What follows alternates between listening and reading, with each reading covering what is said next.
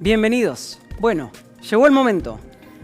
Vamos a comenzar a aplicar todos nuestros conocimientos de colorimetría al cabello. Hasta aquí pudimos desarrollar cómo funciona el color, cómo comienzan también a trabajar nuestras grandes herramientas, que son las tinturas y los oxidantes.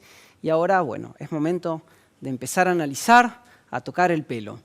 Y a modo de desafío vamos a comenzar con un tema muy difícil, muy duro en sí, como son las canas.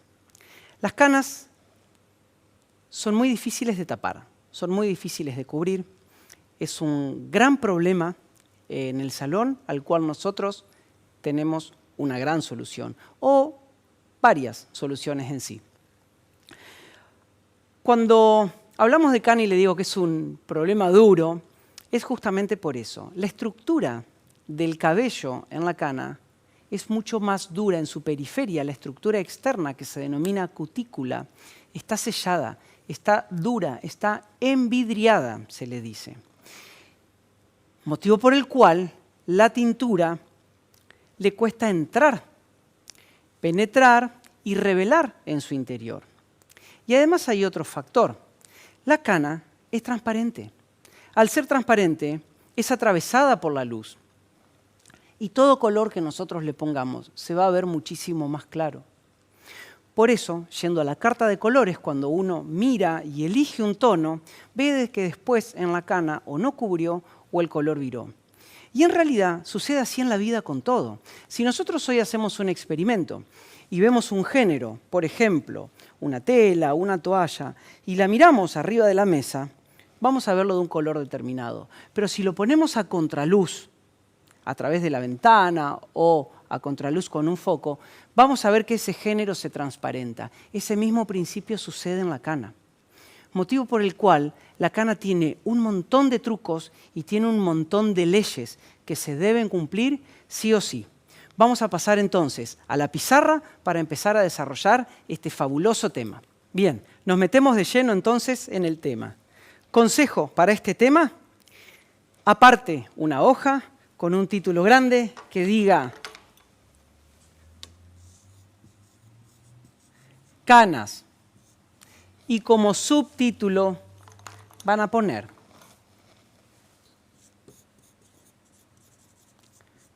fórmulas y leyes. Vamos a transitar durante todo este curso por muchas leyes y las canas son las que más leyes tienen que debemos cumplir sí o sí. Así que en una hoja aparte, canas, fórmulas y leyes. Bien, vamos a comenzar entonces con este desarrollo. Para cubrir cana, nosotros debemos mezclar tinturas. Normalmente un pomo de tintura solo no cubre canas. ¿Por qué? Porque dijimos que la cana, por un lado, es dura y por el otro lado es transparente. Entonces, al ser transparente, ¿qué no tiene la cana? La cana, al ser transparente, no tiene fondo. Si nosotros recordamos en módulos anteriores las alturas de tono con su fondo, las alturas van del 1 al 10, pero hasta la altura 10 todavía hay color de fondo. Pero en una altura 11 o más, la cana, al no tener color, no tiene fondo. Al no tener fondo, a mí me gusta decir que no tiene asiento el futuro color en el cual yo le voy a poner. Y si yo no tengo asiento, no me puedo sentar. Y si no me siento, me caigo. Si a la cana, por ende, no se le pone un asiento, y ese asiento es el fondo, si no le pongo asiento, el color se lava, se cae, no toma de inmediato o se lava de un modo muy rápido. El asiento, entonces, de la cana es trabajar con una base natural. Cuando nosotros miramos la carta de color y recordamos de módulos anteriores, vimos que en el primer renglón tenemos las bases naturales. Estas bases naturales en la cana nos van a servir como parte, como sostén del color futuro.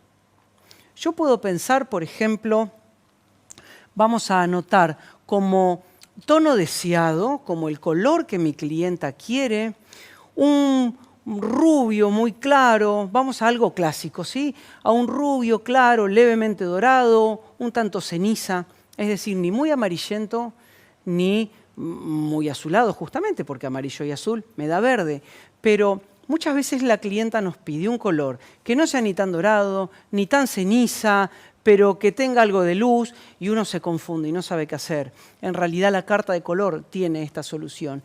Y ese color, a modo de tono deseado, y que es un gran comodín también, es, por ejemplo, el 8,31.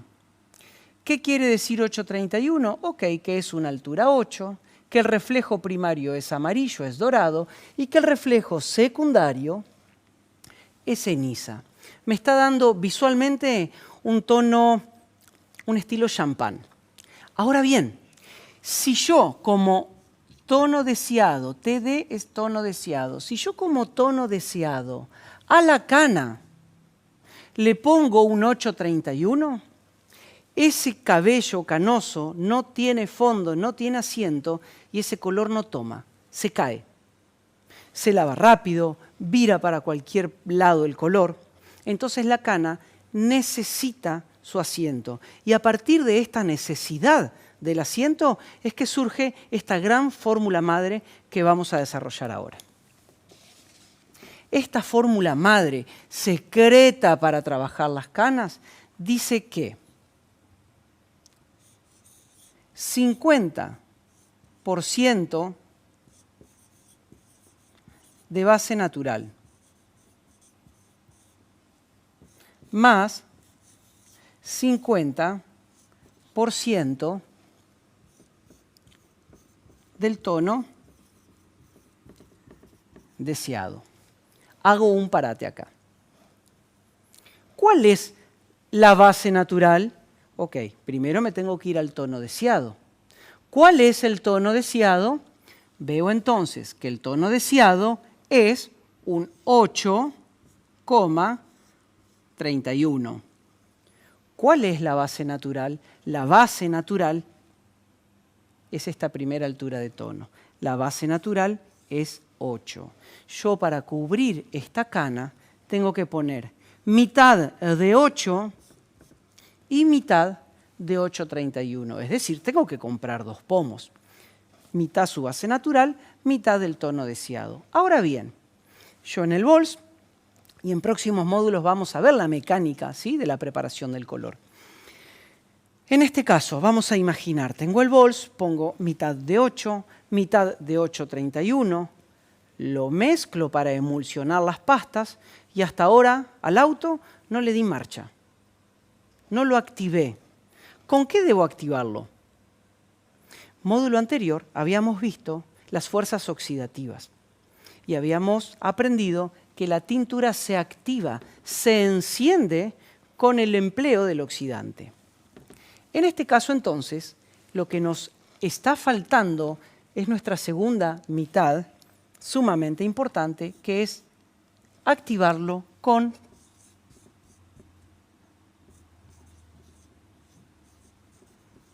oxidante. Ok. Y ahora yo les voy a preguntar, ¿qué oxidante debo usar para cubrir canas? Entonces automáticamente uno se va a la punta anterior de las fuerzas oxidativas y sus funciones y recordamos que en el primer renglón decía 10 volúmenes revelan el tono, hacen aparecer el fondo natural de aclaración, que en este caso la cana no lo tiene. Es decir, que 10 volúmenes a mí ya me alcanzan para que revelen el tono. Y normalmente, para hacer un depósito, un abrigo de color, que es lo que yo quiero hacer con la cana, cubrirla, depositar color, Normalmente, para depositar color, la fuerza oxidativa correspondiente es de 10 volúmenes. Pero, si yo en una cana utilizo un oxidante de 10 volúmenes, la cana es tan dura como un vidrio que la tintura resbala. En la cana, a pesar de que es transparente y que no necesitamos una fuerza oxidativa más alta porque aclarar el pelo transparente no se aclara, a pesar de eso, nosotros vamos a usar una fuerza oxidativa más alta para darle porosidad a la cana, para abrir la cana. Motivo por el cual el oxidante, y ahí es donde vemos una de las primeras leyes, que dice que el oxidante por excelencia para cubrir canas es de 20 volúmenes. Porque 10 me van a revelar el color y los otros 10 me van a dar porosidad a la cana para que el pigmento penetre. Hasta acá, problemas simples dentro de todo. ¿Qué sucede cuando realizamos esta fórmula y seguimos sin cubrir la cana?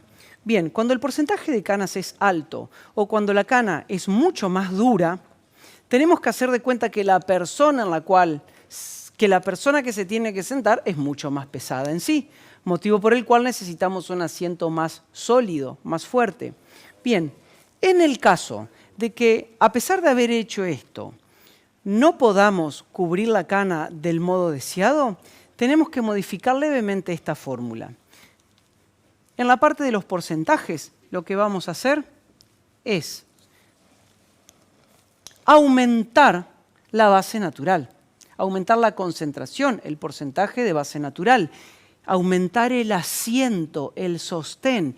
En este caso podríamos poner 75% de base natural y 25% del tono deseado. Si el laboratorio es de confianza, es bueno, si tu fórmula está bien preparada, si la aplicación fue correcta, y lo veremos en módulos posteriores a la mecánica de la aplicación, si todo esto es correcto, no vamos a necesitar hacer 75-25. Con 50% del tono deseado y 50% de la base natural, vamos a lograr una muy buena cobertura de canas. No sin antes haber pensado y haber cumplimentado con todas las leyes estrictas para cubrir verdaderamente este tipo de cabello. Es importante saber que si verdaderamente el laboratorio es de confianza, nuestra fórmula es la correcta, nuestra mecánica de la aplicación es también la correcta, seguramente no necesitemos trabajar en un 75% nuestra base natural y un 25% nuestro tono deseado. Por eso volvemos a dejar en nuestro apunte general que la fórmula madre es 50% de base natural y 50% del tono deseado. Todo esto si hemos cumplido con la gran cantidad de leyes que tenemos y que vamos a desarrollar ahora en este momento. Vamos a desarrollar punto a punto las leyes más importantes para lograr una correcta cobertura en este terreno tan complicado. Bueno, dentro de las leyes más importantes podemos destacar estas 4. Y ahí es donde vamos a pensar un poquitito entre todos. La primera ley dice que es imposible cubrir canas arriba de altura 8.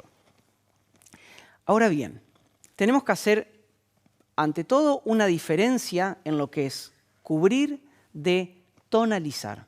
Cuando hablamos de cubrir es verdaderamente aplicar un tinte que cuando lo lavamos no podemos diferenciar qué cabello es natural y qué cabello es cana.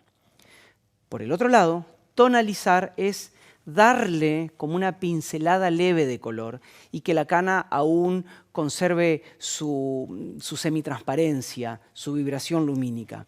En este caso estamos hablando de cubrir.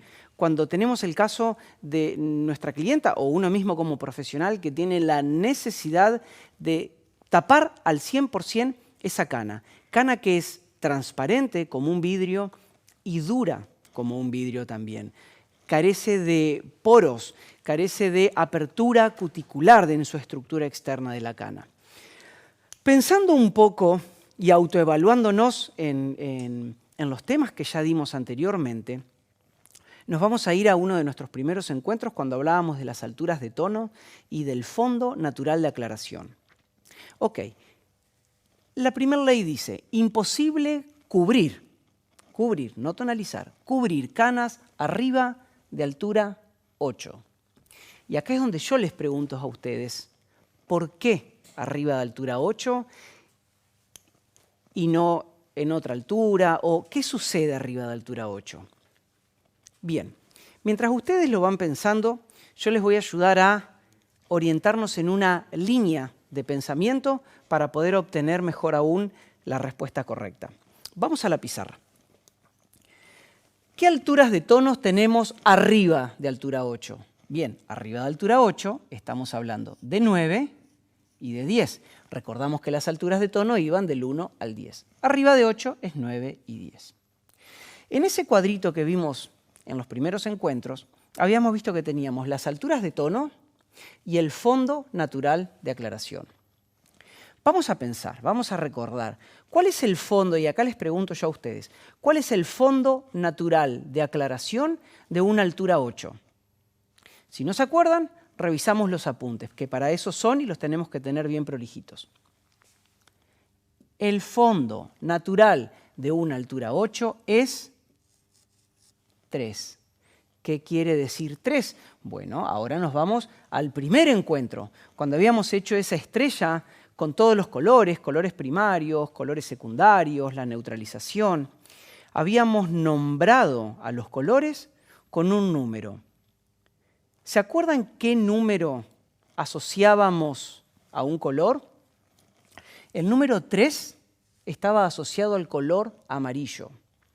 Y acá nosotros recordamos un poco también en los encuentros anteriores que hablábamos de que el cabello tenía dos tipos de melanina. Eumelaninas, que son pigmentaciones rojas, duras, difíciles de sacar, y feomelaninas, pigmentaciones amarillas más difusas, más volátiles. La unión de las melaninas rojas y de las melaninas amarillas daba un intermedio que era la pigmentación naranja, motivo por el cual el pelo en sus alturas de tono, del 1 al 10, las más bajas tenían de fondo la pigmentación roja, propia de la eumelanina. Las más altas, pigmentación amarilla, propia de las feomelaninas.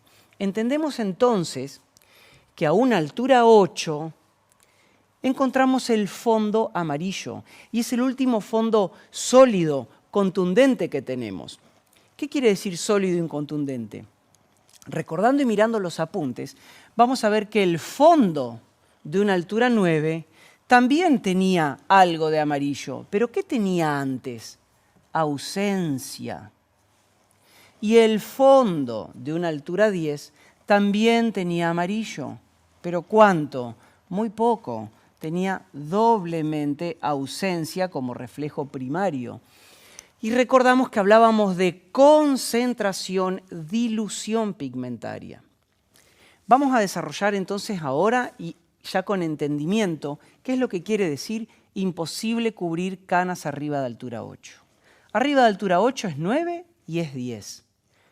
¿Y cuáles son sus fondos? Sus fondos primarios son ausencia. Si son ausencia, todos los colores que yo ponga a esa altura van a ser semitransparentes. Por ende no van a cubrir, van a tonalizar. Y ahí está esa diferencia que habíamos hecho referencia al principio. Motivo por el cual cuando yo quiera cubrir una cana, nunca voy a trabajar con tintes más altos de 8, nunca con 9 y nunca con 10, porque mis colores van a quedar semitransparentes. 8, el fondo del 8, que sería 3, que sería amarillo, llamado dorado, es el último fondo sólido en esta escala de las alturas de tono y de sus fondos. Por tal motivo tenemos esta ley primordial. Imposible cubrir canas arriba de altura 8. Son leyes que nos tenemos que acordar siempre. Ahora bien, siguiendo también y en relación con nuestros primeros encuentros, por sobre todo nuestra primer clase, habíamos hablado, habíamos puesto los triangulitos de colores y habíamos separado con una línea la temperatura del color. Habíamos hablado de las tonalidades frías y de las tonalidades cálidas. Ok. Sabíamos que, y habíamos nombrado que las tonalidades frías son todas las que tienen, ¿qué pigmento? ¿Se acuerdan? Vamos a pensar, les doy unos segunditos para que piensen. ¿Qué tenía que tener el color para que sea considerado frío? Tenía que tener, la respuesta es azul. Todos los colores que en su concentración tengan azul son considerados fríos. Por ende, todos los colores que yo quiera poner, que tengan una concentración azulina, que sean cenicientos en su pigmentación, no van a cubrir canas. Y a ver si nos animamos a pensar por qué no va a cubrir canas. Y el pensamiento, hasta que no lo desarrollamos, al revés, cuando lo desarrollamos entendemos que el pensamiento es lógico. Volvemos a esa primer clase donde hablábamos de las alturas de tono y de los fondos. Y dijimos que los fondos que aporta el cabello son eumelaninas y feomelaninas, pigmentos rojos y amarillos. Dijimos que frío es todo lo que tenga azul. ¿Cuál es el opuesto al azul? El opuesto al azul es el naranja. Y el color naranja es la unión de rojo más amarillo. Ok. Si el pelo aporta rojo y amarillo como fondo natural, es antinatural que yo poniendo un color opuesto, frío, pueda llegar a querer cubrir canas. El pelo naturalmente, a ver, vamos a decirlo más claro, más sencillo.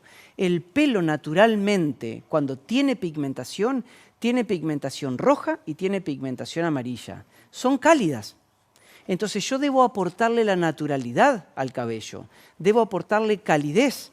Imposible cubrir con un frío porque naturalmente el cabello no aporta colores fríos. Ahí me parece que lo podemos entender o interpretar o que creo que se los pude explicar un poquitito mejor. Bien, ¿cómo vamos hasta acá? Muchas cosas, ¿no? Está bueno. Clase a clase aprendemos un montón. Bien, otra de las leyes. Clase pasada habíamos visto en un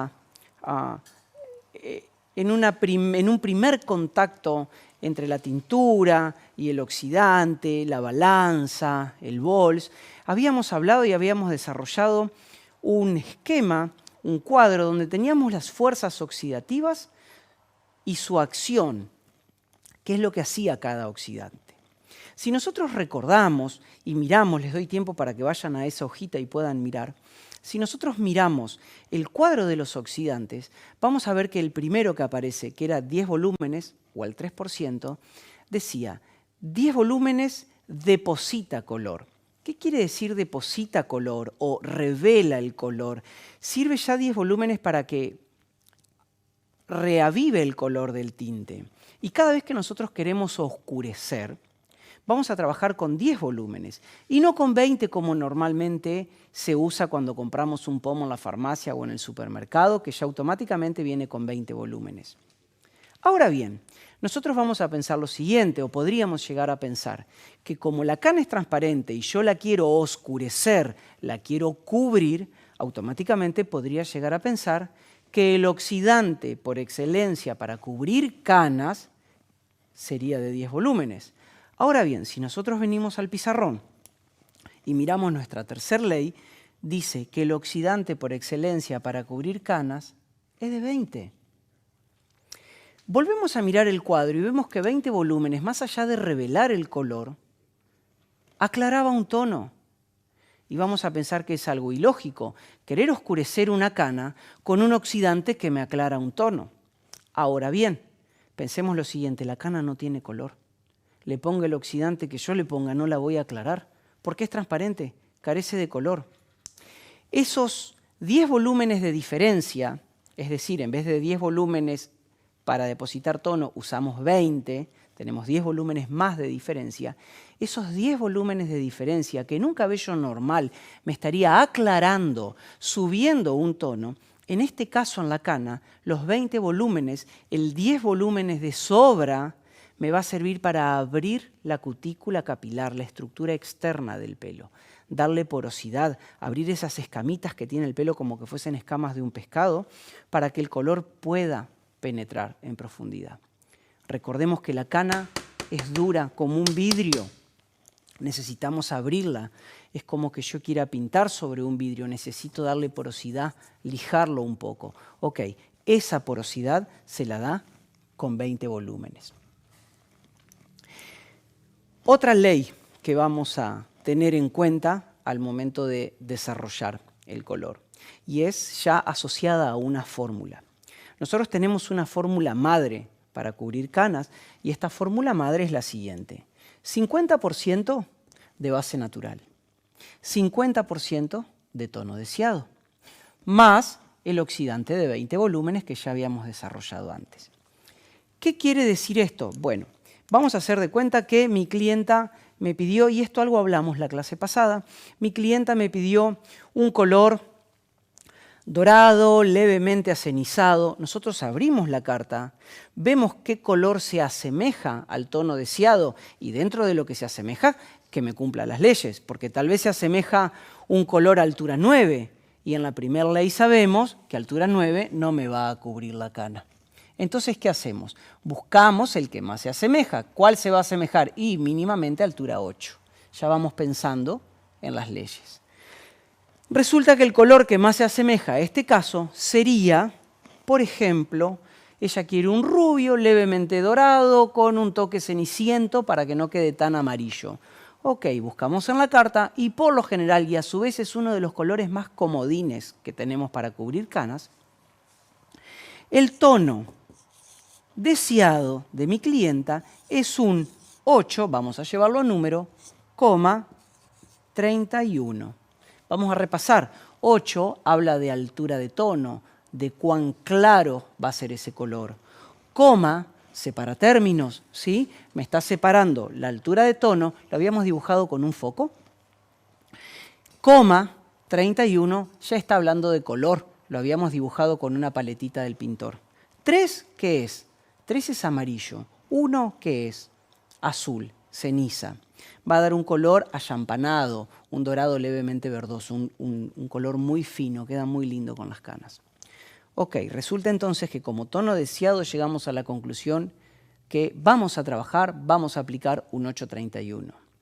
Si yo pongo este 831, solo, no voy a lograr una cobertura de canas total. ¿Por qué? Porque mi fórmula dice 50% de base natural y el otro 50% el tono deseado. Vamos a resolver, vamos a despejar. X sería en la matemática del color. Bueno, ya sabemos que el oxidante es de 20 volúmenes. Eso ya lo sabemos porque lo tenemos acá. El tono deseado, ¿cuál es? Bueno, el tono deseado ya lo tenemos acá también resuelto. Entonces, tono deseado, 8,31. ¿Qué me queda resolver? Y fíjense con esto, qué notable el modo de cómo pensamos y cómo resolvemos el color. Nosotros estamos acostumbrados a leer de izquierda a derecha. Todo leemos de izquierda a derecha.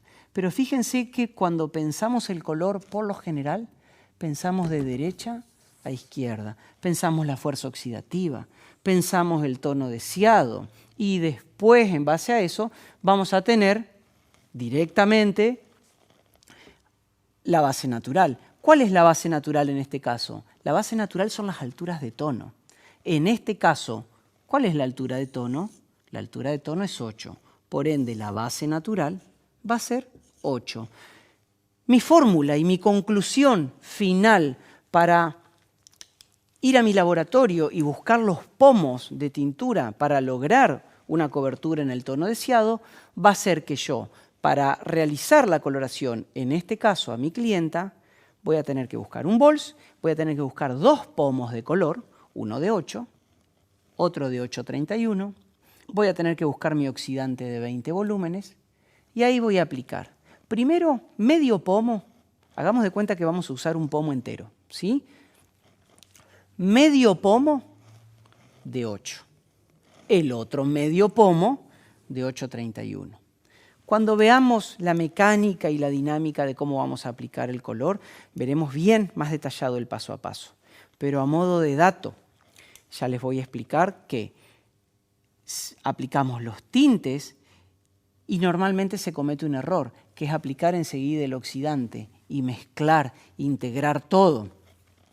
Resulta que si yo mezclo e integro los 3 elementos, las 2 tinturas, más el oxidante, y mezclo todo junto, puede que no tenga una emulsión homogénea. En la dinámica y en el protocolo de la preparación del color, primero aprieto los pomos y con los pomos sin el oxidante mezclo las pastas. Mezclo el 8 con el 8,31.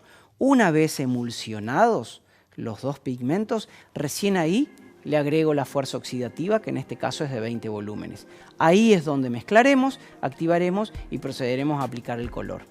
¿Que cuánto lo vamos a dejar?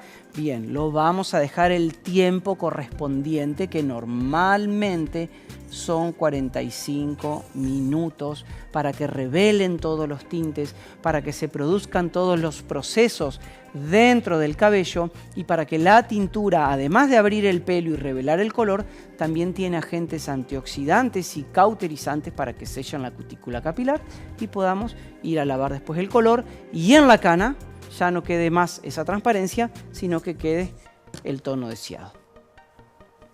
Hasta acá todo lo que son técnicas y leyes de canas.